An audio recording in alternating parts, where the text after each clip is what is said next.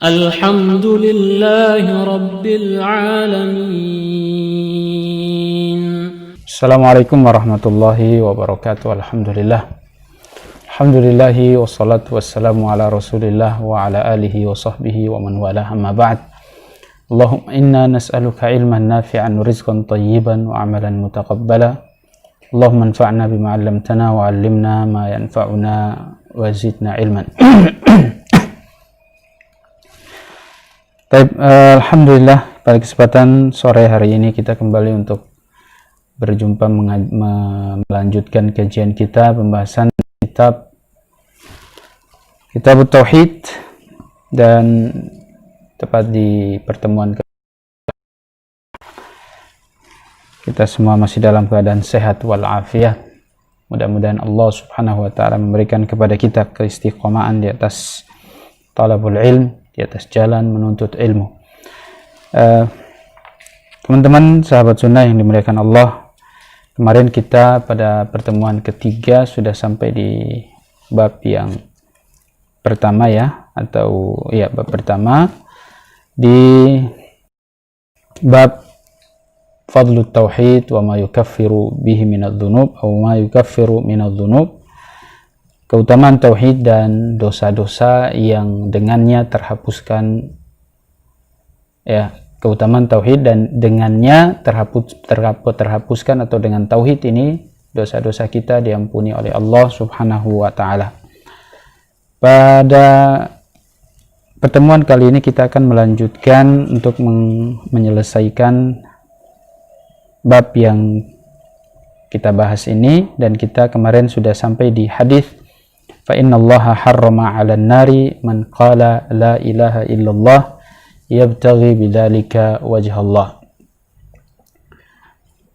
yaitu artinya sesungguhnya Allah Subhanahu wa taala mengharamkan kepada mereka-mereka yang mengatakan, yaitu kepada siapapun yang mengatakan la ilaha illallah,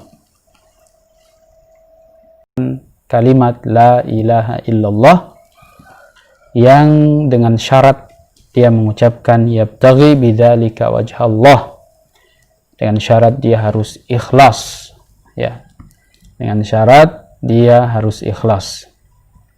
Inilah kemarin pembahasan kita yang sebelumnya, hadis yang ketiga ini, kalau dalam bab ini hadis yang kedua, hadis yang kedua, yaitu Allah Subhanahu wa taala mengharamkan neraka bagi orang-orang yang mengatakan kalimat la ilaha illallah, yang dengannya dia mencari wajah Allah, tentunya dia mengucapkan dengan ikhlas. Dan hadis ini sudah kita jelaskan pada pertemuan yang lalu. Kelihatan ya ini tampilan teksnya ya, Mas Ilman? Oke. Ini internetnya agak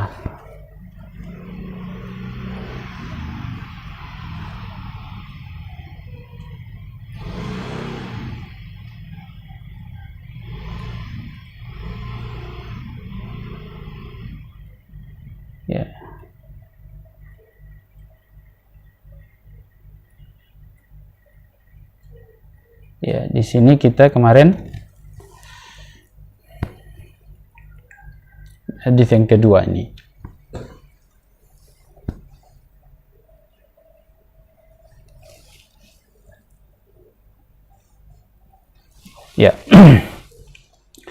Jadi hadis yang kedua ini, Allah Subhanahu wa taala mengharamkan bagi mereka yang mengucapkan la ilaha illallah, mengharamkan neraka. Artinya tidak akan masuk neraka. Kalau seandainya dia kemudian berbuat dosa, misalnya dosa-dosa besar yang lain selain syirik, maka tentunya Allah Subhanahu wa taala akan menghukumnya dan menyelesaikan tentunya dengan membersihkannya dimasukkan dia ke dalam neraka. Tapi ketika dia bertauhid, artinya tidak berbuat kesyirikan sama sekali, maka nanti akan ada hadis yang berikutnya yang menjelaskan bahwa kalaupun dosanya sepenuh bumi, dosanya akan dihapuskan oleh Allah Subhanahu wa Ta'ala. Ya. Tapi sebelum saya bahas di pembahasan hadis yang berikutnya, kita perlu menjelaskan tentang kata-kata man qala la ilaha illallah, yaitu barang siapa yang mengucapkan kalimat la ilaha illallah, dia tidak akan masuk neraka. Artinya Allah Subhanahu wa Ta'ala mengharamkan baginya masuk ke dalam neraka. Dijelaskan oleh para ulama bahwa yaitu dia harus menyempurnakan dengan amal ibadah yang wajib yang lainnya, yang mana itu merupakan konsekuensi daripada kalimat la ilaha illallah, konsekuensi daripada tauhid. Artinya keharusan ketika seseorang sudah mengucapkan kalimat la ilaha illallah, keharusan dia harus menjalankan kewajiban-kewajiban yang lain. Itu adalah konsekuensi daripada tauhid. Sehingga jangan Anda atau jangan kita berpemahaman, jadi kalau kita mengucapkan kalimat la ilaha illallah saja, itu sudah bisa masuk surga tanpa mengamalkan konsekuensinya. Karena kalau tidak mengamalkan konsekuensi dari kalimat la ilaha illallah, artinya dengan bukti amal, maka kita sama dengan orang-orang munafik, seperti yang sudah kita jelaskan pada pertemuan sebelumnya. Seperti yang sudah kita jelaskan pada pertemuan sebelumnya, bahwa orang-orang munafik pun mengucapkan syahadat. Mereka bersaksi bahwa Allah adalah pencipta ilah, yaitu la ilaha illallah, dan juga bersyahadat bahwa Muhammad adalah utusan Allah. Tapi kenapa mereka itu justru Allah bilang innal munafiqina fid darkil asfali minan nar. Sesungguhnya orang-orang munafik itu berada di dasarnya neraka. Karena mereka mengucapkan tidak dengan menjalankan konsekuensinya. Itu harus dibuktikan dengan membela Rasulullah, baik berperang, baik menjalankan kewajiban dan meninggalkan yang haram. Itu adalah konsekuensi daripada kalimat la ilaha illallah. Ya. Jadi ini hadis ini yang ada sama kita ini adalah sebagai jawaban dan bantahan bagi mereka-mereka yang hanya mengatakan kalimat la ilaha illallah cukup dengan mengucapkan saja, yaitu mereka orang-orang murji'ah.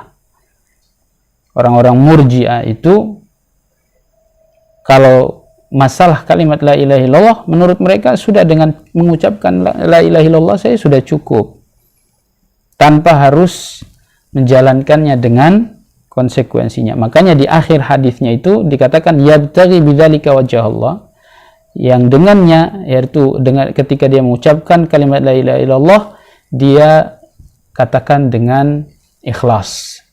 Ikhlas itulah kemudian konsekuensi la ilaha illallah.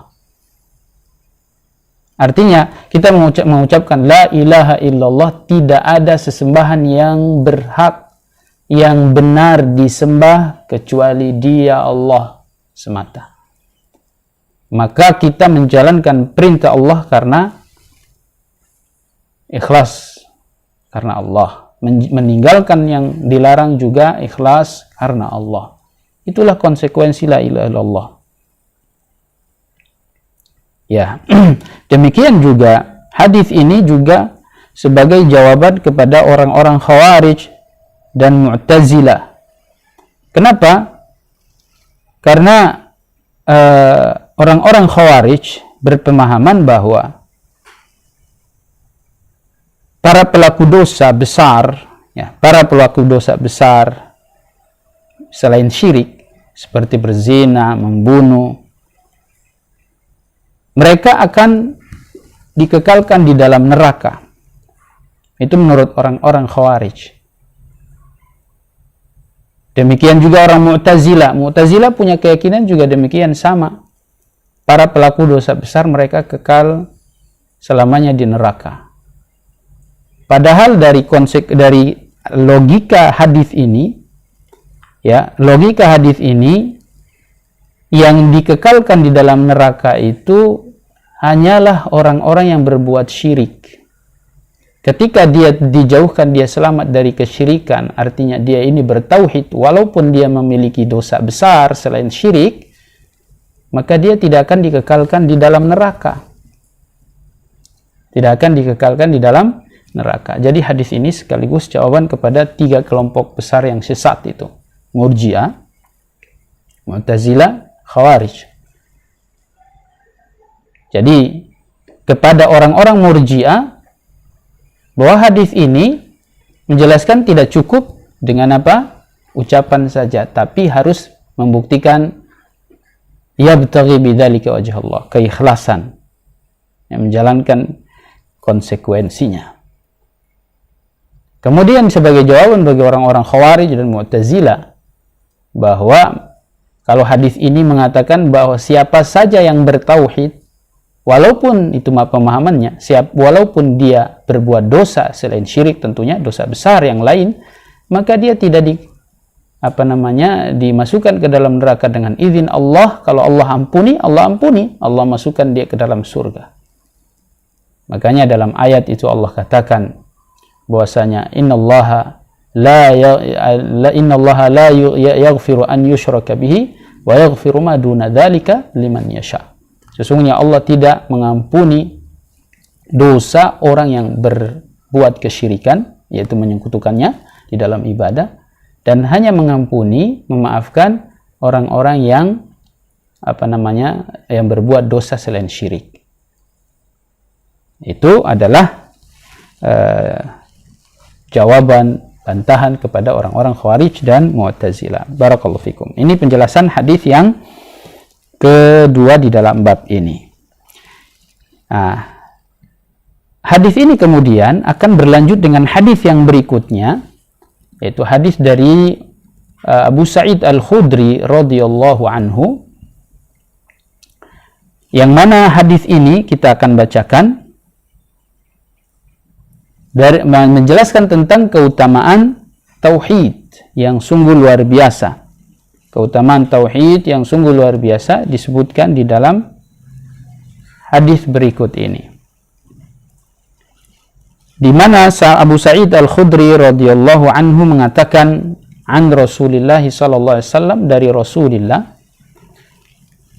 sallallahu alaihi wasallam, beliau bersabda, qala Musa alaihi salam, Nabi Musa berkata alaihi salam, ya Rabbi allimni kalimatan aw syai'an adhkuruka wa ad'uka bihi. Ya Allah, ajarkan kepadaku sesuatu, kalimat yang dengannya aku mengingatmu dan berdoa kepada engkau dengannya. Qala ya Musa, lalu Allah berkata kepada Nabi Musa, wahai Musa, qul la ilaha illallah, katakan la ilaha illallah, ya, katakan tidak ada sesembahan yang berhak disembah kecuali Allah. Qala ya Rabbi kullu ibadika yaquluna hadha, lalu Nabi Musa merasa kurang atau merasa bahwa kalimat la ilaha illallah ini sudah sering diucapkan oleh manusia, sudah banyak diucapkan oleh hamba-hambamu. Jadi Nabi Musa pengen sesuatu yang lain, yang berbeda dari yang diucapkan oleh kebanyakan manusia, kebanyakan hamba-hambamu. Qala ya Musa law anna as-samawati as-sab' wa 'amirahunna ghairi wal aradina as-sab' fi kiffah wa la ilaha illallah fi kiffah malat bihinna la ilaha illallah. Lalu Allah mengatakan, wahai Musa, jika seandainya 7 lapis langit dan semua yang tinggal di dalamnya selainku, ya. Selainku artinya 7 lapis langit itu tempatnya di atas. Wa ghairi, selainku berarti Allah itu di atas. Jadi di semua yang di atas selain Allah, yang tinggal di langit 7 lapis langit selain Allah, wal ardina sab'a, dan 7 lapis bumi ke bawah diletakkan di satu anak timbangan. Wala ilaha illallah fi kifah, dan kalimat la ilaha illallah ini, tidak ada sesembahan yang berhak disembah, diletakkan di salah satu anak timbangan atau di anak timbangan yang lain, maka sungguh kalimat la ilaha illallah akan lebih berat daripada langit dan bumi serta penduduknya yang ada di dalamnya. Para malaikat juga masuk, semua yang ada di langit sana. Dan juga 7 lapis bumi, semuanya ditaruh di satu anak timbangan ini, dia akan kalah. Jadi la ilaha illallah akan lebih berat. Maka dari sini kemudian teman-teman yang dimuliakan Allah Subhanahu wa taala, kalimat ini, kalimat la ilaha illallah adalah kalimat yang sungguh luar biasa, yang sungguh dahsyat, mengalahkan semua yang ada di langit dan bumi ini. Maka jangan kira atau jangan mengira bahwa kita yang belajar tauhid, kalimat la ilaha illallah dibahas padahal kita sudah mengucapkan kalimat la ilaha illallah, itu kita kayak seperti orang ketinggalan, kok masih bahas itu terus, kita kayak seperti kita belum faham. Ya karena kita memang belum faham, karena bukti nyatanya masyarakat kita masih banyak yang terjerumus di dalam kesyirikan, ya, terutama para penyembah makhluk ini yang dalam bentuk mengaitkan hati dengan selain Allah. Ibadah qalbi, ibadah zahir, ibadah batin ini paling banyak terjadi. Meyakini bahwa di sana ada makhluk yang bisa mencelakakan kita, ya.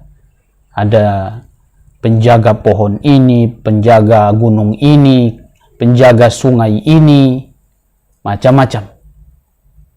Sehingga kemudian ketika dia meyakini hal itu ada, yaitu meyakini pada penjaga-penjaga, misalnya penjaga gunung, penjaga pohon, penjaga sungai, penjaga desa ini misalnya, dia kemudian datang di situ harus juga menggunakan benda-benda yang menurut dia atau menurut orang-orang yang mengajari dia bisa menangkal dan bisa melindungi atau menyelamatkan dia dari bahaya itu. Kalau seandainya masuk di situ tanpa izinnya atau tanpa permisi dari penjaga itu, maka kita akan bahaya. Misalnya kayak mendaki gunung Ternate ini, ya, gunung Gamalama ini. Kalau mau sampai di sana kita harus mampir di tempat inilah, kemudian harus adzan dulu dan macam-macam. Ya, ini adalah model-model praktek-praktek kesyirikan di masyarakat kita. Kemudian misalnya ada pamali-pamali, ya. Pamali-pamali misalnya begini. Kalau seandainya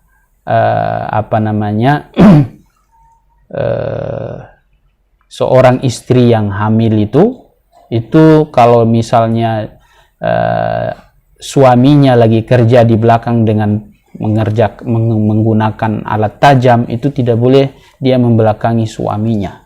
Itu macam-macam, jadi akan ada bahaya ini dan itulah.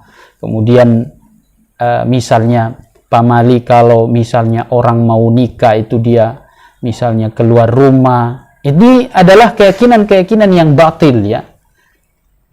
Dia meyakini bahwa kalau udah mau menikah nggak boleh keluar rumah, dan kalau keluar rumah akan bahaya misalnya. Ini semua adalah praktek-praktek kesyirikan. Kenapa demikian? Kenapa kita katakan ini praktek-praktek kesyirikan? Karena kita meyakini selain, ya, karena tidak ada penjelasan tentang hal-hal itu, jadi kita seakan-akan berlindung dan bergantung kepada selain Allah. yang memberikan yang mendatangkan kecelakaan bahaya itu selain Allah. Ya. Padahal dalam teks Al-Quran atau hadis Nabi tidak ada penjelasan seperti itu, bahwa kalau misalnya seorang istri ya misalnya kerja, suaminya kerja di belakang dengan alat tajam, dia nggak boleh membelakangi suaminya. Kemudian kalau mau menikah misalnya nggak boleh keluar rumah misalnya. Ini semuanya kalau dia keluar misalnya ada bahayanya dari mana nggak jelas, nggak ada keterangannya sama sekali. Ya, jadi bentuk-bentuk praktek pamali dan juga khurafat ya, percaya kepada misalnya kalau ada benda binatang yang misalnya terbang di atas rumah kayak burung hitam, burung gagak yang terbang di atas rumah kita, itu tandanya kita akan bahaya lah, misalnya kayak seperti itu ya. Ini adalah praktek-praktek kesyirikan. Demikian juga misalnya kalau kita lihat di beberapa warung Padang, mohon maaf ya, itu rumah makan Padang, itu biasanya ada orang tua, kakek-kakek digantung fotonya di rumah-rumah makan Padang ini. Dan bukan cuma rumah makan Padang ini. Kalau di rumah makan Padang, rumah-rumah makan yang lain, Jawa atau yang lain, ada mbah-mbah siapalah yang digantung fotonya di situ. Kadang juga foto-foto Habib, ya, para foto-foto habaib itu digantung di situ. Bahkan paling sering kita temukan yang menurut mereka ini gambarnya Syekh Abdul Qadir Jailani, ditaruh fotonya di rumah makannya, dan itu bertahun-tahun. Nggak bisa ada yang lepas itu foto itu.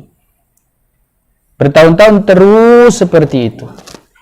Ini adalah praktek-praktek kesyirikan karena mereka mempercayai foto itu kalau digantung di rumah makan itu akan melariskan dagangan mereka, akan memudahkan rizki mereka. Wah, itu sudah syirik besar.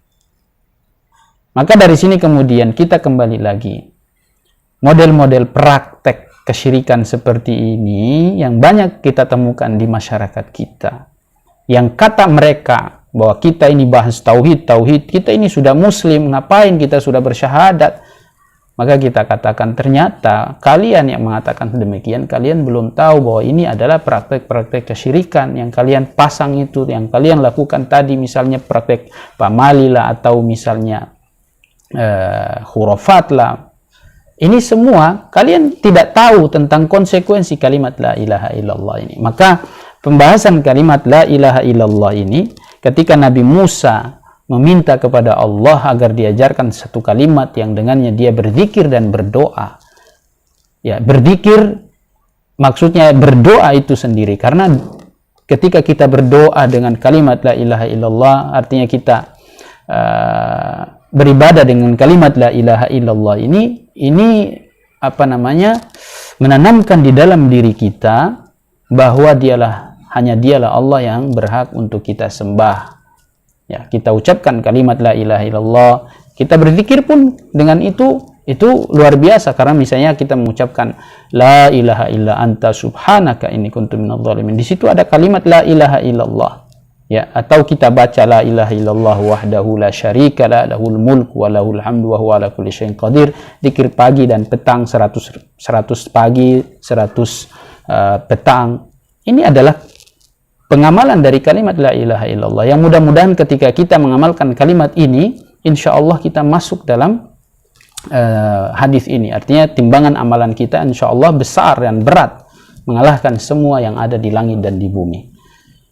Jadi jangan dianggap remeh ya. Ini kalimat la ilaha illallah, kita belajar supaya faham, dan benar-benar inilah ya konsekuensi dari kalimat la ilaha illallah, kita akan selamat dari kesyirikan yang banyak merebah, yang banyak tersebar dan dipraktekkan oleh masyarakat kita, umat Islam. Baik.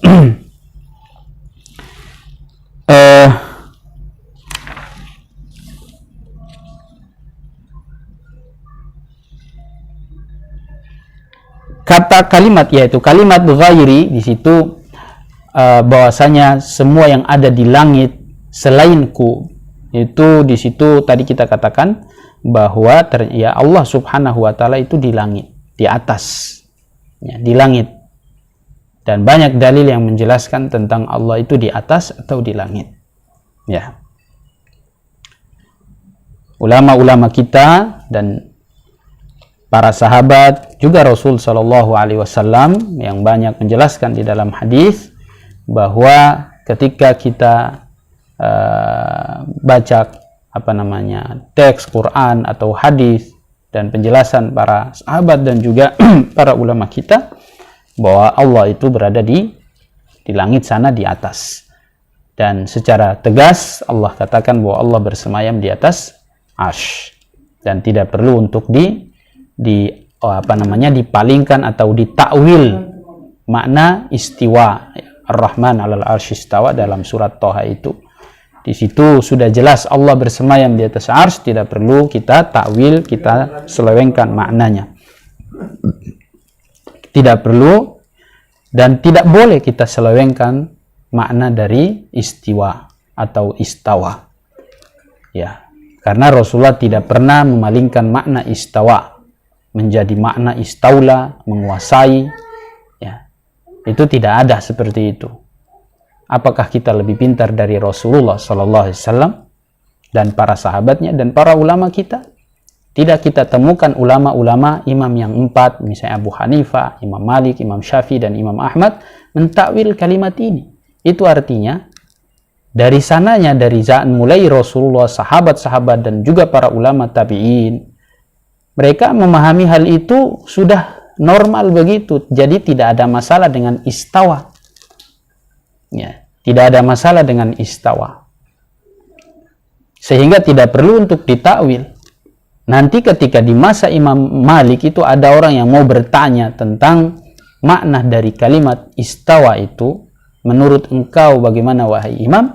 Maka Imam Malik mengatakan istawa itu sudah diketahui, al-istiwa'u ma'lum wal kaifu anhu majhul aw ghairu ma'lum. Istiwa itu sudah diketahui menurut orang Arab dan dalam bahasa Arab sudah diketahui jelas. Sementara membagaimanakan Allah beristiwa itu tidak ada yang tahu, majhul atau ghairu ma'lum. Kemudian wasu'alu anhu bid'ah, bertanya tentang masalah ini itu bid'ah. Tidak boleh bertanya seperti itu, karena ini masalah agama ini, yang seperti ini akidah, nggak boleh bertanya, ini masalah bid'ah. Kalau Anda bertanya seperti itu bid'ah, karena tidak pernah di zaman Rasulullah sama sahabatnya. Tidak ada seperti itu, makanya dianggap oleh Imam Malik sebagai bid'ah. Dan dia suruh orang itu wal imanu bihi wajib, beriman dengan ini wajib. Beriman dengan ini wajib. Ya, lalu kenapa hari ini ada orang yang menganggap diri mereka ahlu sunnah wal jamaah?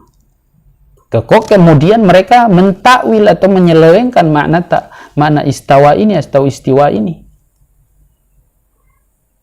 Ini menunjukkan bahwa orang ini atau kelompok ini sudah menyimpang dari yang murni dari Rasulullah, para sahabat, dan para imam-imam kita. Mereka sudah keluar dari jalur yang benar, yang tidak ada penyelewengan dan tidak ada yang otak-atik masalah itu.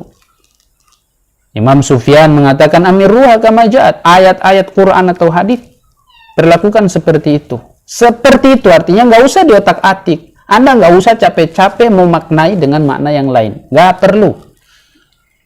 Ya, tidak perlu. Lalu kapan itu dia muncul takwil-takwil itu? Itu di masa-masa Mu'tazilah muncul. Ya, paham Mu'tazilah itu muncul. Terutama ya bapak tirinya Imam Abul Hasan Al-Asy'ari, namanya Abu Ali Al-Jubba'i itu. Jadi Abu Ali Al-Jubba'i ini dia pahamnya Mu'tazilah. Ya. Di masa khilafah Al-Mu'tasim billah, Al-Ma'mun, kemudian itu muncul paham Mu'tazilah ini yang mengatakan Al-Quran makhluk. Ya, mulai dari sini muncul pemahaman takwil ini. Jadi sampai mereka mengatakan Al-Quran itu makhluk. Al-Quran bukan firman Allah Subhanahu wa Ta'ala. Menurut mereka Allah tidak jadi firmannya Allah itu berdiri sendiri, tidak satu utuh dengan Allah Subhanahu wa taala.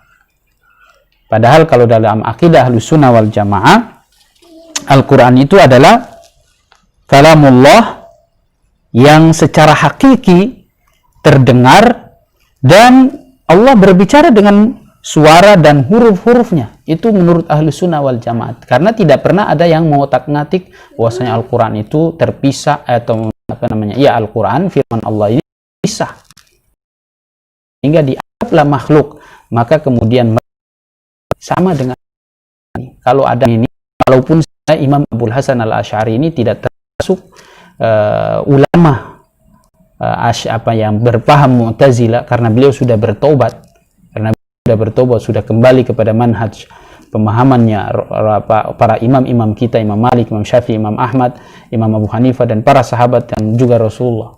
Cuman karena pemahaman beliau yang lama itu kemudian dipertahankan oleh orang-orang yang menisbatkan diri kepada Imam Abul Hasan al-Asy'ari, di mana mereka mentakwil sifat, dan juga kemudian mengatakan Al-Quran itu adalah bukan firman Allah Subhanahu wa taala. Al-Quran itu bukan firman Allah Subhanahu wa taala. Kenapa? Berhenti? Terlalu panas. Ada tulisannya. Gak apa-apa aja. Taib. Jadi, mohon maaf tadi ada ini. Kita, Ini oke. Nah, tulisan terlalu panas. Anda terlalu panas. Data seluler, hotspot, wifi, GPS, dan kamera akan dibatas. Ini oke atau gimana? gak usah, biarin aja. Taib, kita lanjutkan.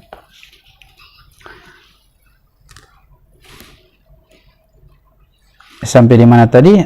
Al-Quran ya, yaitu orang-orang. Bisa dipindahin.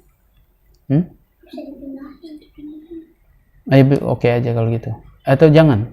Jadi tulisannya cuma oke doang. Ini tulisannya oke, tapi jadi nggak kelihatan.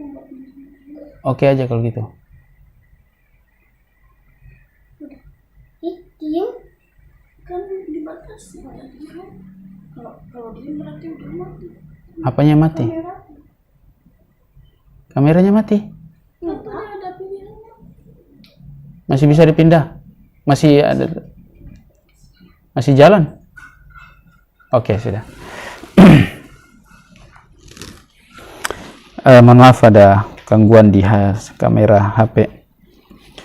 Baik, kita lanjutkan bahwa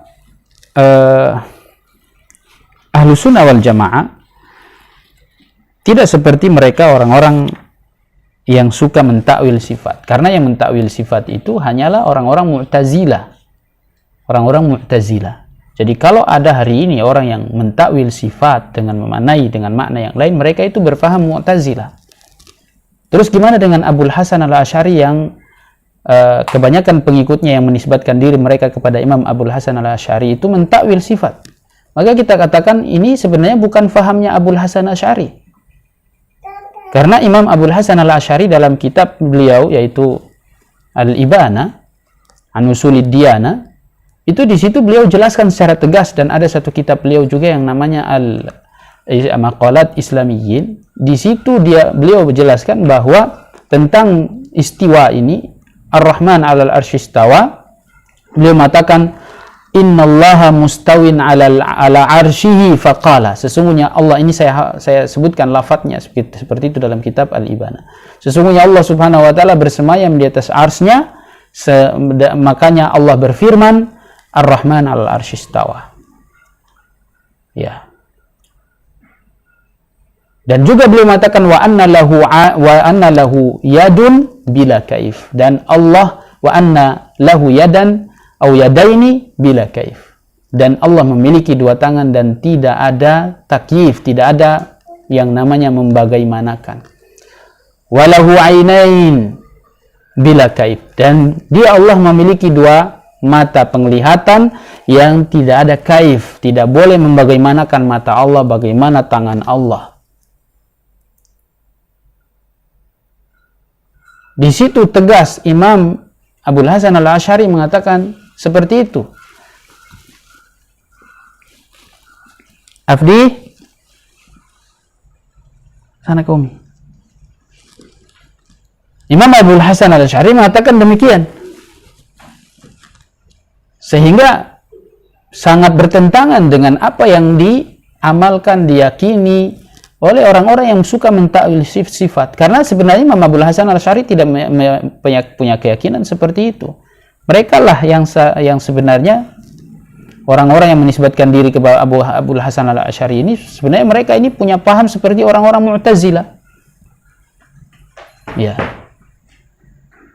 Dan kalau kita lihat Imam Abul Hasan al-Asy'ari itu sudah bertaubat, dan taubat beliau, kemudian beliau tulis kitab Al-Ibana dan juga Maqalat Islamiyyah. Itu yang benar, dan ini dijelaskan oleh Al-Imam Ibnu Asakir dalam kitabnya Tabyin Kadhibil Muftari, ya, fima nusiba ilal Imam Abil Hasan Asy'ari. Di situ Imam Ibnu Asakir menjelaskan tentang pertaubatan siapa? Al-Imam Abul Hasan al-Asy'ari. Pertaubatan Imam Abul Hasan al-Asy'ari. Dan ketika beliau bertaubat, beliau menulis buku, ada yang namanya kitab Al-Luma' dan juga Kashful Astar. Di situ beliau sebutkan tentang pertaubatan beliau, apa namanya, ya, kembalinya beliau dari pemahaman Mu'tazilah sebelumnya.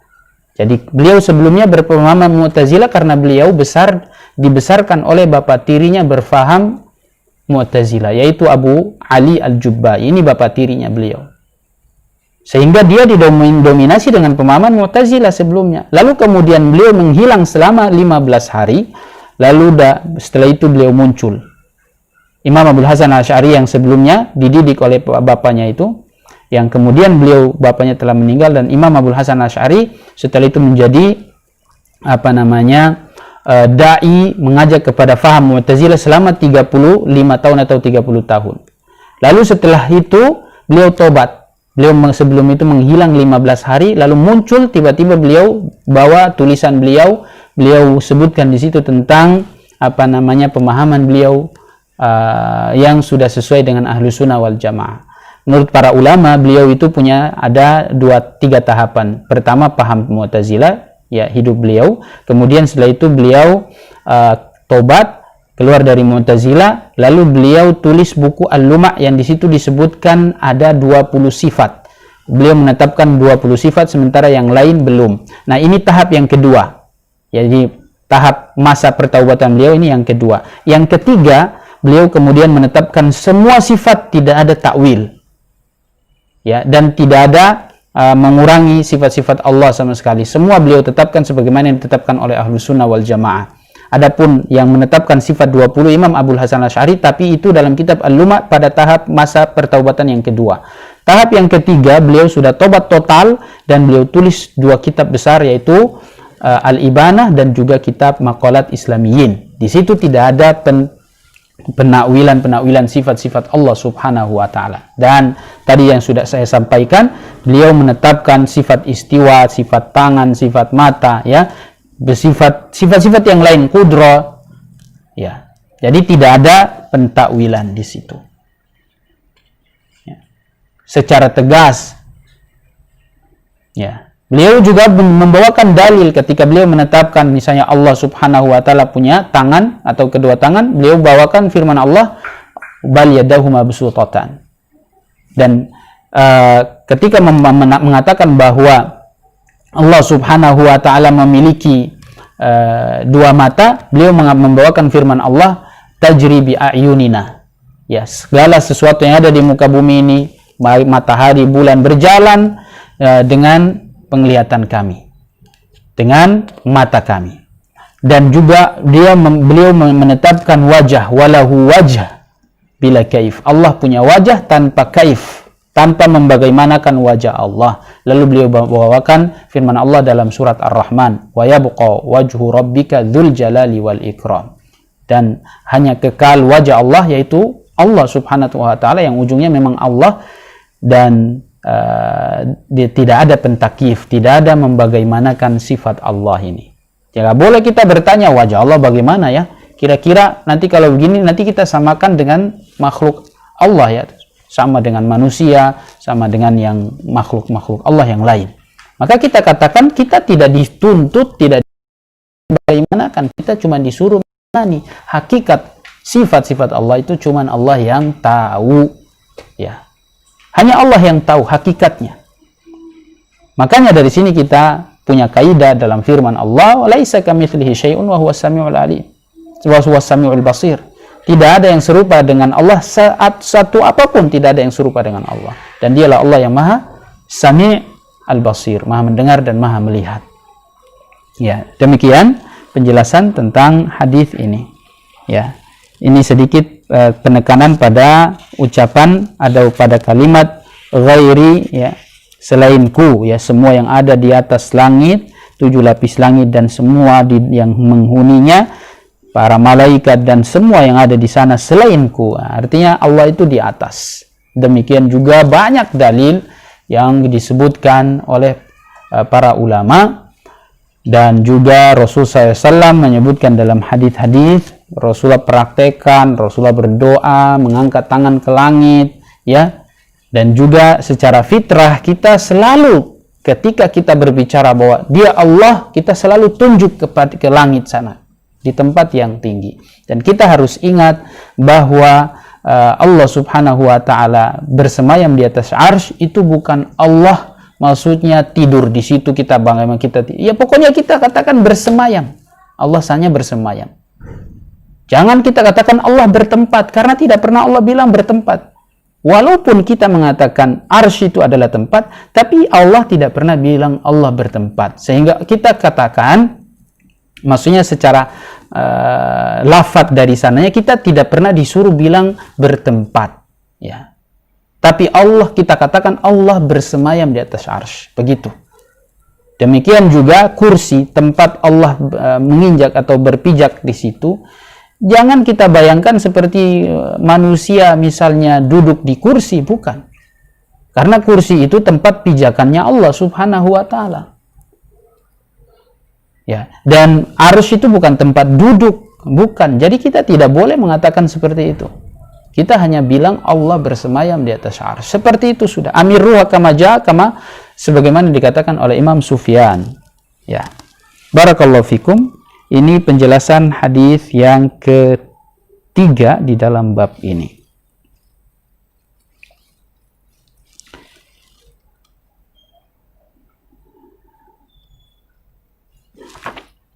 Kemudian hadis yang berikutnya, hadis yang keempat dalam bab ini, yaitu dari sahabat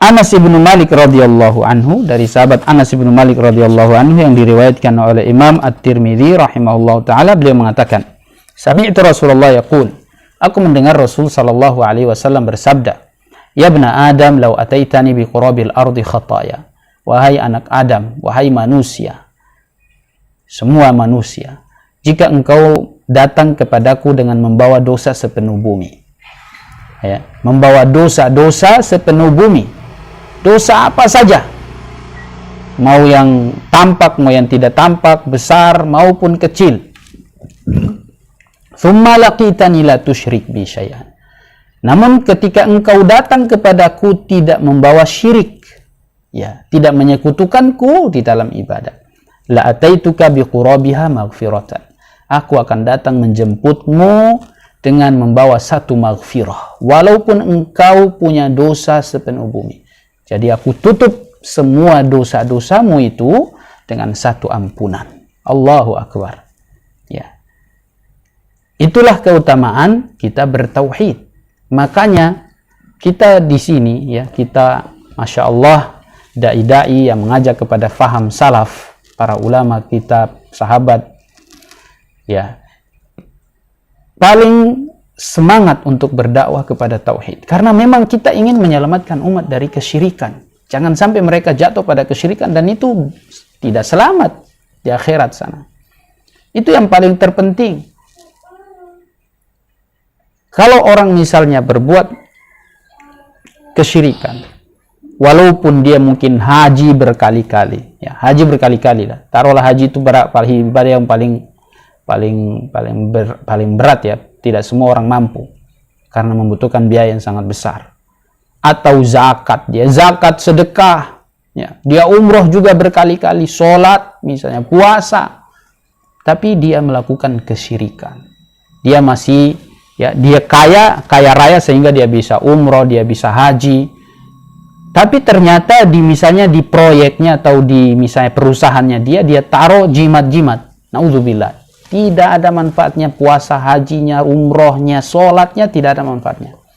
Karena Allah mengatakan, la in asyrakta la yahbatanna amalu. Ya, sesungguhnya jika engkau berbuat syirik, semua amal perbuatan yang soleh itu akan digugurkan, dibatalkan oleh Allah Subhanahu wa Ta'ala. Ya, akan batal, percuma kalau begitu. Maka kita ini dai-dai yang mengajak pada manhaj salaf memang paling getol untuk menyuarakan dan mendakwahkan tauhid supaya umat selamat. Jangan sampai syirik, hati-hati, jangan pakai jimat, gak boleh datang ke dukun, gak boleh percaya dukun, sihir, ya, gak boleh, harus berlepas diri, jauh dari situ. Ya, walaupun kita susah, walaupun mungkin secara kasat mata kita sengsara, tapi yang penting kita tidak syirik. Itu lebih bahagia, lebih selamat, lebih tenang, terutama di akhirat nanti kelak. Itu yang kita utamakan. Maka kita cuma berusaha memperjuangkan tauhid, menjauhi syirik. Ya, menjauhi syirik. Ini adalah hadis yang keempat dalam bab ini, pembahasan kita pada sore hari ini. Dan subhanallah, kita bisa bayangkan ya, bagaimana orang ini yang datang kepada Allah dengan membawa dosa sepenuh bumi. Kalau seandainya ada orang yang membawa dosa seperti itu, Allahu Akbar, itu orang paling bejat, sudah paling bejat pokoknya. Ya, sudah nggak sholat, nggak puasa, dia dosanya itu naudzubillah.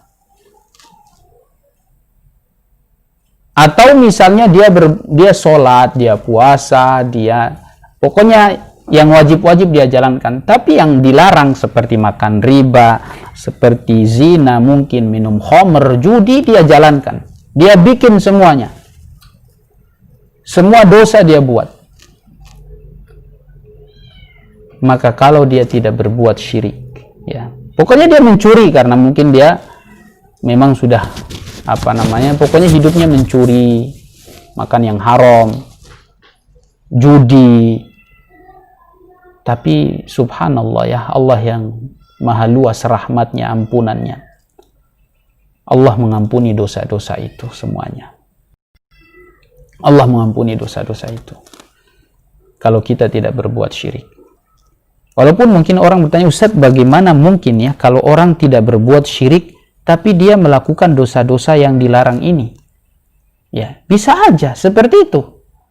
Ya, bisa aja seperti itu, karena memang di dalam hadis-hadis nanti ada hadis yang panjang tentang keimanan, tentang orang-orang yang ahli tauhid.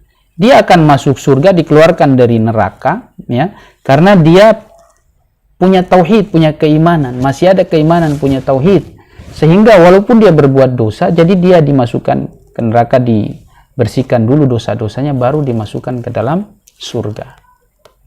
Walaupun imannya hanya seberat biji dzarrah, ya, atau lebih kurang dari itu, lebih kecil dari itu, dia akan masuk ke dalam surga. Allah akan masukkan dia ke dalam surga, ditarik, dikeluarkan dari neraka.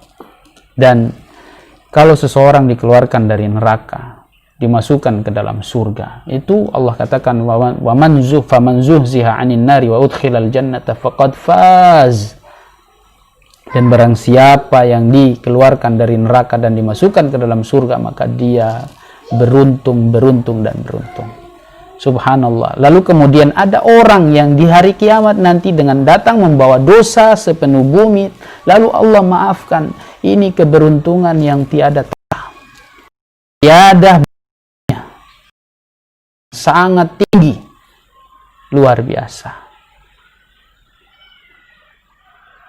Keselamatan yang sangat tinggi, yang sangat mulia, ketika orang butuh dengan ampunan dan maaf dari Allah di hari kiamat. Dan pada saat itu Allah maafkan, maka tidak ada kesuksesan dan keselamatan kecuali pada saat itu. Tidak ada keselamatan dan kesuksesan yang paling tinggi, melainkan orang yang di hari kiamat Allah selamatkan, Allah maafkan dia. Dimana kalau kita baca hadis-hadis yang Allah ampuni dosa orang-orang yang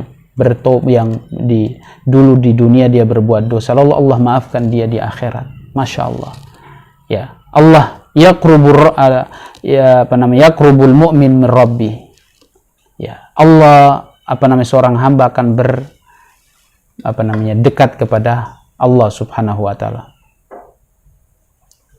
Dia akan dekat dengan Allah, lalu kemudian Allah membentangkan kepadanya sitar, tabir, lalu Allah tutup dia dengan antara dia dengan Allah saja. Tidak ada yang tahu, hanya dia dengan Allah. Lalu kemudian Allah bertanya kepadanya, apakah engkau pernah berbuat ini. Amal soleh disebutkan. Lalu orang itu mengatakan, iya. Ini hamba yang mukmin, tapi dia punya dosa. Lalu Allah bertanya, apakah engkau pernah berbuat dosa ini dan ini? Lalu dia mengatakan, iya, saya pernah berbuat itu. Dia akui semuanya dan tidak bisa kita tutupi. Walaupun Allah sudah tahu, tapi Allah ingin tekankan dan ingin kembalikan perbuatan itu kepada dia supaya dia tahu. Ini dikembalikan kepada kesadaran dia supaya dia sadar, dia tahu. Dan dia mengakui semua yang dia lakukan, dosa-dosa itu. Lalu Allah katakan, al-yawma satartuha laka wa aghfiruha laka. Hari ini aku maafkan, aku tutupi dan tidak dibuka. Dan naudzubillah, salah satu adab kalau seandainya engkau dibuka aibmu di akhirat sana, itu engkau binasa, itu tandanya. Tapi ini ketika engkau ditutupi oleh Allah Subhanahu wa taala, berarti engkau selamat. Engkau akan selamat. Maka dari sini kemudian ya, Allah Subhanahu wa taala memasukkan dia ke dalam surga. Padahal dia punya dosa. Dia punya dosa dan Allah maafkan. Langsung dimasukkan ke dalam surga. Allahu Akbar. Ya, dan ini hadis riwayat Al-Imam Ahmad, imam yang lain. Dan sampai di sini pembahasan kita. Mudah-mudahan apa yang kita sampaikan bermanfaat. Yang sedikit ini, semoga ya pembahasan bab ini sudah selesai. Dan dalam hadis yang kita baca dari 1, 2, 3, dan 4 ini, beberapa masalah yang penulis sebutkan fihi masail. Ya, di situ disebutkan fihi masail, kandungan bab ini. Di situ 1, luasnya karunia dari Allah. 2, yaitu luasnya karunia Allah Subhanahu wa taala. Itu sebagaimana firman Allah di hadis yang pertama, adkhalahullahu al-jannah ala makana minal amal. Seseorang akan dimasukkan ke dalam surga walaupun dia berbuat amal yang sedikit, walaupun amal solehnya sedikit, dan dia selamat dari syirik, maka Allah akan masukkan dia ke dalam surga. Ya, kemudian yang kedua, besarnya pahala tauhid di sisi Allah, di mana Allah mengatakan ketika di hadis yang ketiga itu, malat bihinna la ilaha illallah, bahwasanya la ilaha illallah lebih besar, lebih berat pahalanya. Kemudian yang ketiga, dan tauhid juga dapat menghapus dosa. Tauhid menghapus dosa itu sebagaimana dalam lafadznya, la ataituka biqurabiha maghfiratan, aku akan datang menjemputmu dengan satu ampunan walaupun kau punya banyak dosa, itu tadi. Kemudian penjelasan tentang ayat yang ada dalam surat Al-An'am, yaitu alladzina amanu walam yalbisu imanahum bidzulmin ulaika lahumul amn. Itu di situ sudah dijelaskan kemarin bahwasanya orang yang memiliki keimanan dan tidak mencampur adukan dengan kesyirikan, maka Allah Subhanahu wa taala akan memberikan keamanan kepadanya di dunia dan akhirat, dan juga tentunya selalu mendapatkan petunjuk. Kemudian perhatikan kelima masalah yang ada dalam hadis Ubadah, ya. 5 masalah dalam hadis Ubadah. Yang pertama dan yang kedua adalah syahadatan, 2 syahadat. Kemudian yang ketiga adalah bahwasanya kita bersaksi Isa adalah hamba Allah dan utusannya, sekaligus kalimat kun yang dikatakan kepada ibunya, lalu kemudian Allah berikan ruh kepadanya. Dengan masalah yang keempat adalah surga adalah merupakan kebenaran, neraka adalah juga merupakan kebenaran adanya. Ini adalah 5 masalah yang disuruh kita perhatikan. Kemudian masalah yang keenam, jika Anda memadukan antara hadis Ubadah dan hadis Itban dan hadis sesudahnya, maka akan jelas bagi Anda pengertian kalimat la ilaha illallah, juga kesalahan orang-orang yang tersesat karena hawa nafsunya, ya. Karena hawa nafsunya. Di sini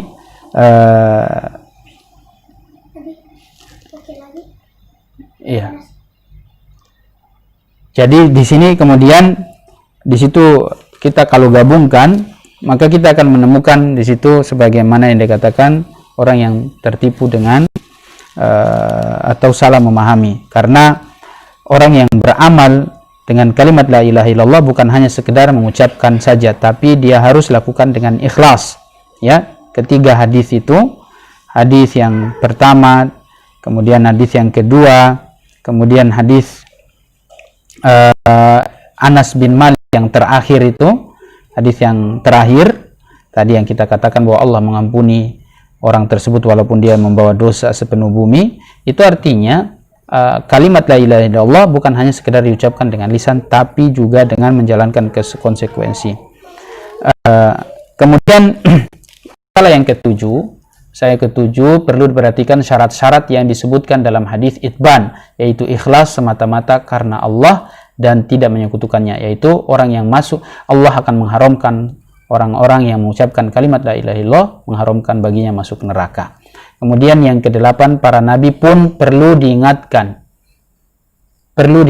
akan keistimewaan la ilaha illallah. Jadi Allah mengingatkan para nabi, yaitu Nabi Musa ketika dia minta suatu kalimat supaya dia ucapkan dalam doa dan zikirnya, lalu kemudian Allah mengingatkan kepadanya, kamu tahu tidak bahwa kalimat ini luar biasa? Maka jika seandainya para nabi saja perlu untuk diingatkan kalimat la ilaha illallah, dan pada saat itu Nabi Musa seakan tidak sadar dan menganggap itu biasa saja, ternyata ini kalimat luar biasa, maka kita pun harus terus mengingatkan umat ini akan besarnya dan dahsyatnya kalimat la ilaha illallah, dan terus kita ajarkan dan kita tanamkan konsekuensinya kepada umat ini.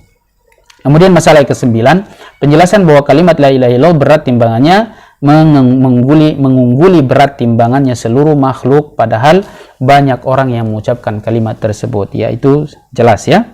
Kemudian yang ke-10, pernyataan bahwa bumi itu 7 lapis seperti halnya langit, ya, seperti halnya langit. Ya, ini makanya kalau dalam hadis orang yang mencuri tanah atau merampas tanah itu akan ditimpakan kepada dia, tanah yang diambil itu bukan cuma lebar yang di atasnya saja, tapi sampai 7 lapis bumi ke dalam itu akan ditimpakan kepada orang tersebut. Maka hati-hati, mudah-mudahan kita tidak seperti itu, ya, insya Allah. Kemudian pernyataan bahwa nomor 11, langit dan bumi itu ada penghuninya, ya, langit dan bumi itu ada penghuninya. Di langit sana para malaikat dan di bumi adalah manusia. Menetapkan sifat-sifat Allah apa adanya berbeda dengan pendapat Asy'ariyah. Nah, itu ditekankan oleh penulis sendiri. Ya, jadi kita harus benar-benar perhatikan betul sifat-sifat Allah Subhanahu wa taala dan tidak boleh kita takwil. Kita harus tetapkan seperti itu sudah. Nggak boleh seperti yang difahami oleh orang-orang yang menisbatkan diri kepada Abul Hasan al-Asy'ari, yang mana membawa paham Mu'tazilah ataupun pahamnya Asy'ari yang sebelum sempurna. Ya, sebelum sempurna yang hanya menetapkan sifat 20. Ya, padahal sebenarnya ketika mereka menetapkan sifat 20, ini Imam Abul Hasan al-Asy'ari belum sempurna. Seharusnya mereka kembali kepada apa yang difahami oleh Imam Abul Hasan al-Asy'ari setelah dia tobat secara total, yaitu ketika beliau menulis 2 kitab tadi, kitab Ibana an Usulid Diyanah dan juga Maqalat Islamiyyin. 2 kitab ini kalau kita rujuk, maka kita akan tahu betul bahwa ternyata Abul Hasan al-Asy'ari sama akidahnya dengan pemahaman Ahlus Sunnah wal jamaah, imam-imam yang 4, para sahabat dan juga Rasul sallallahu alaihi wasallam. Kemudian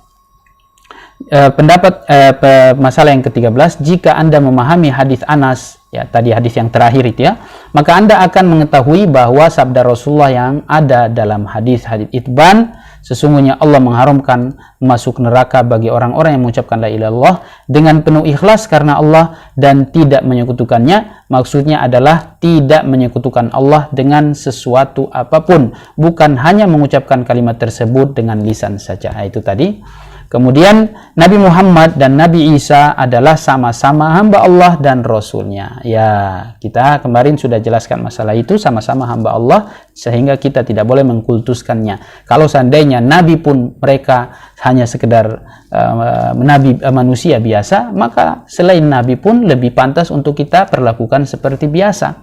Ya, mereka punya kesalahan, punya kelalaian, maka tidak boleh kita kultuskan mereka melebihi sifatnya Allah subhanahu wa ta'ala atau menyamai sifat Allah. Kemudian mengetahui keistimewaan Nabi Isa sebagai kalimat Allah, yaitu keistimewaan Nabi Isa sebagai kalimat Allah artinya dia diciptakan oleh Allah tanpa seorang ayah, yang cuma dengan kalimat kun Allah bisa ciptakan. Dan lebih hebat dari itu ya tentunya Nabi Adam alaihissalam tanpa ayah, tanpa ibu. Kemudian mengetahui bahwa Nabi Isa adalah ruh di antara ruh-ruh yang diciptakan Allah. Ya, tadi seperti yang sudah kita jelaskan sebelumnya, bahwa ruhnya Nabi Isa sama dengan ruhnya kita. Ya, ruhnya Ustadz Bisri, ruhnya Bang Ilman, dan ruhnya teman-teman kita. Semuanya manusia Allah subhanahu wa ta'ala ciptakan dengan ruh yang sudah Allah ciptakan. Kemudian mengetahui keistimewaan iman kepada kebenaran adanya surga dan neraka. Bahwasanya surga dan neraka sudah ada, diciptakan oleh Allah subhanahu wa ta'ala, dan surga itu sama mulai dari ketika Nabi Adam masuk ke dalam surga itu, lalu kemudian dikeluarkan dari surga itu, dan nanti kita akan kembali ke surga itu juga. Ya, sehingga surga itu sudah ada sekarang dan neraka juga sudah ada. Dan orang-orang yang sudah meninggal, yang sudah mendahului kita, mereka sekarang ada di alam kubur, hanya mereka mendapatkan balasan sesuai dengan amal perbuatannya. Tentunya para nabi dan juga orang-orang soleh, orang-orang beriman, mereka mendapatkan kenikmatan yang didatangkan oleh Allah dari surga, sementara yang kafir seperti Fir'aun dan pengikut-pengikutnya, mereka masuk neraka, mereka di dalam alam kubur tapi mendapatkan azab yang dikirimkan oleh Allah dari neraka. Kemudian memahami sabda Rasulullah betapapun amal yang telah dikerjakan, ya artinya siapapun amalan yang telah dikerjakan, kalau seandainya Allah berkehendak untuk memasukkan dia ke dalam surga, maka tentu Allah subhanahu wa ta'ala akan memasukkan orang tersebut ke dalam surga kalau dia bertauhid, ya.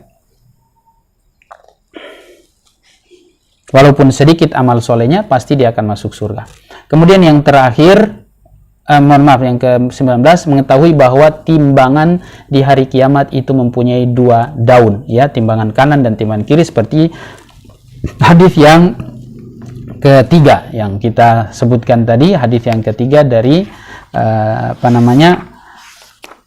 sahabat Abu Sa'id Al-Khudri, ya, Abu Sa'id Al-Khudri, hadis yang ketiga.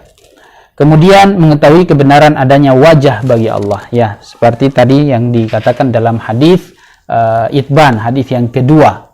Barang siapa yang mengucapkan la ilaha illallah dan mengucapkan dengan ikhlas, dengan mengharapkan wajah Allah, maka dia akan diharamkan masuk neraka. Ya, kita tetapkan wajah Allah itu ada, dan tidak boleh kita serupakan wajah Allah dengan makhluk. Kita hanya disuruh untuk menetapkan bahwa wajah Allah itu ada, sebagaimana yang Allah firmankan di dalam surat Ar-Rahman, wa yabqa wajhu rabbika dzul jalali wal ikram, dan wajah Allah akan tetap, wajah yang mulia ini. Semua hancur kecuali wajah Allah, artinya Allah, ya, dan biasanya orang ketika mengucapkan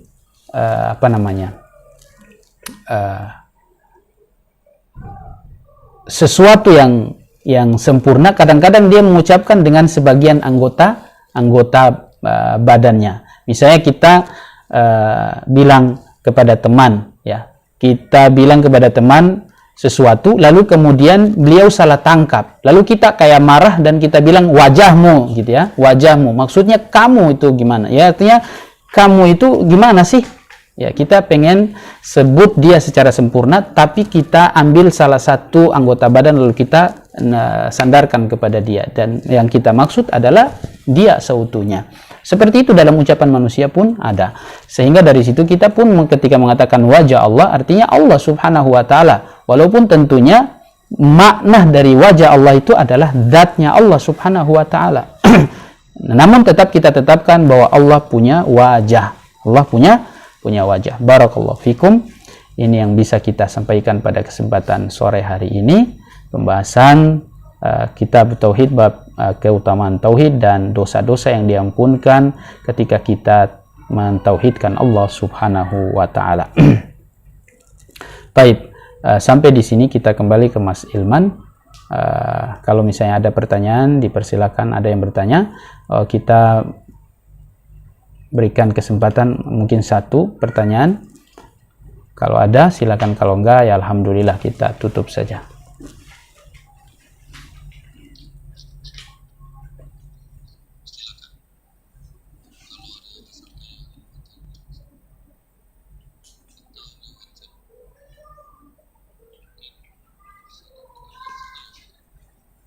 Ya, kita lihat pertanyaan. Kalau butuh jawaban panjang kita jawab mungkin satu saya, kalau pendek ya insya Allah bisa dua.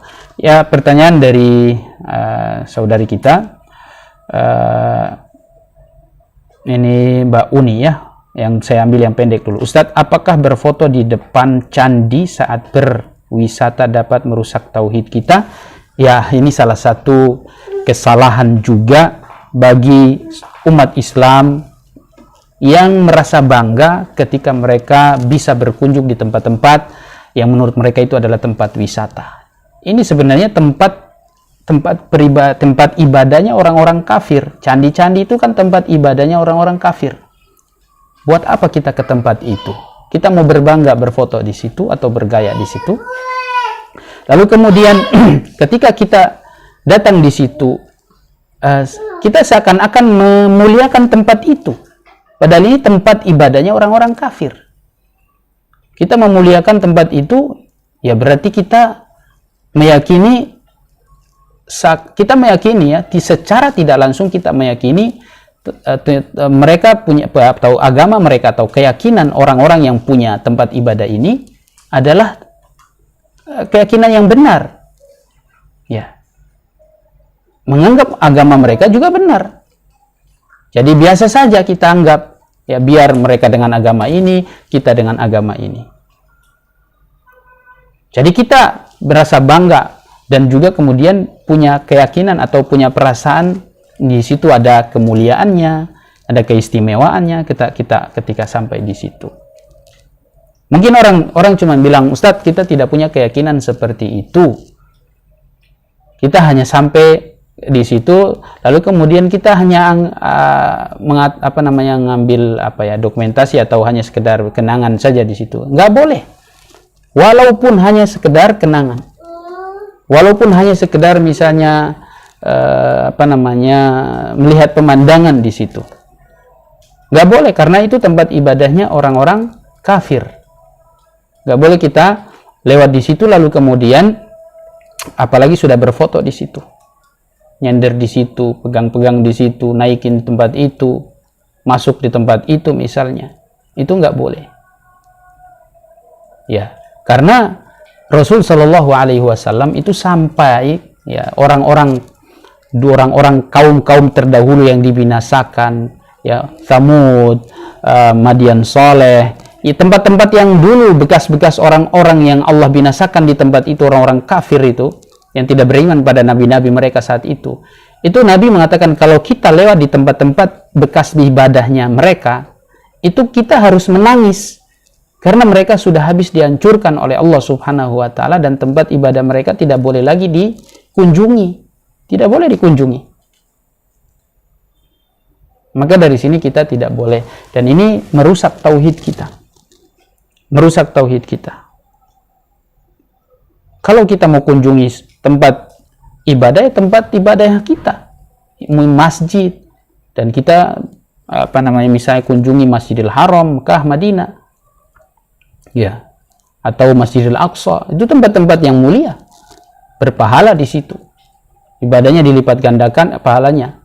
Kalau di tempat itu dapat apa? Malah merusak tauhid dan jatuh pada pengkultusan tempat-tempat yang sebenarnya itu tempat yang dimurkai oleh Allah Subhanahu wa Ta'ala.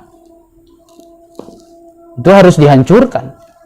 Kayak seperti di zaman Umar Ibnul Khattab, ya, dulu piramid itu sudah dihancurkan. Itu piramid yang ada di Mesir sana itu sudah dihancurkan. Tidak boleh lagi ada muncul tempat-tempat ibadah yang seperti itu. Wathaniyun, ya, orang-orang kafir. Beda dengan misalnya gereja. Kalau gereja di zaman Umar Ibnul Khattab ketika penaklukan Romawi, mereka justru menjadikan masjid sebagai gereja itu dirubah menjadi masjid. Ya. Kalau tinggal dirubah saja bentuknya, itu nggak ada masalah. Barakallahu fikum. Jadi tidak boleh, ya, karena itu merusak akidah kita.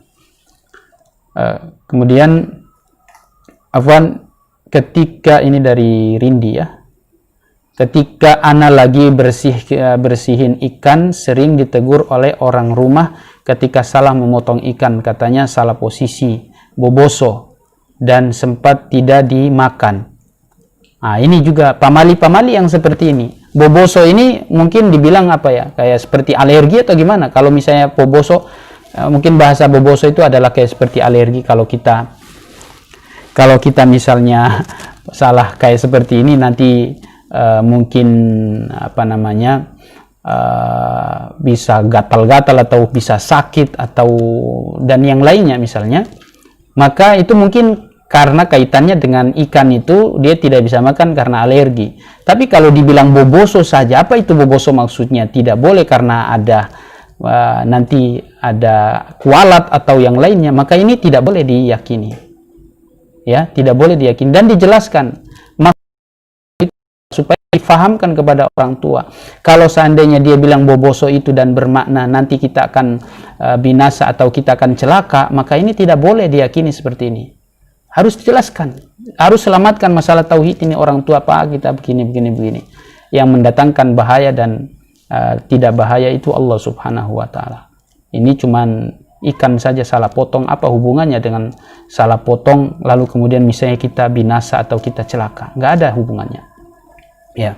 Kemudian ana awalnya tidak ambil serius masalah ini. Tapi apakah ana berdosa ketika sudah turuti permintaan, maksudnya memotong ikan sesuai yang mereka maksud? Karena ana kalau tidak disesuaikan takut mereka tidak makan. Dan apa sikap ana sudah benar, Ustadz? Ya, kalau memang saat itu Anda masih jahil dan masalah-masalah seperti ini, ya insya Allah, ya mudah-mudahan Allah maafkan. Yang namanya seperti ketidaktahuan atau kejahilan, mudah-mudahan Allah maafkan. Tapi banyak istighfar, tobat, ya. Kalau yang seperti ini diyakini ini bisa berbahaya kalau dilanjutkan, dan harus dijelaskan kepada orang tua. Dan kalau setelah itu nggak usah diturutin, ya, nggak usah diturutin. Dan Anda siap bertanggung jawab kalau memang, dan Anda harus yakin tidak ada yang mendatangkan bahaya kecuali dari Allah Subhanahu wa Ta'ala. Jadi kalau cuman misalnya dia makan potong seperti itu lalu kemudian dia makan dan dia alergi kah atau bagaimana, itu mungkin cuman alergi, bukan boboso yang mendatangkan misalnya bahaya atau madarat. Barakallahu fikum. Ini jawaban saya. Kita cukupkan dan saya kembalikan. Saya subhanakallahumma bihamdika asyhadu an la ilaha illa anta astaghfiruka wa atubu ilaik. Assalamualaikum warahmatullahi wabarakatuh.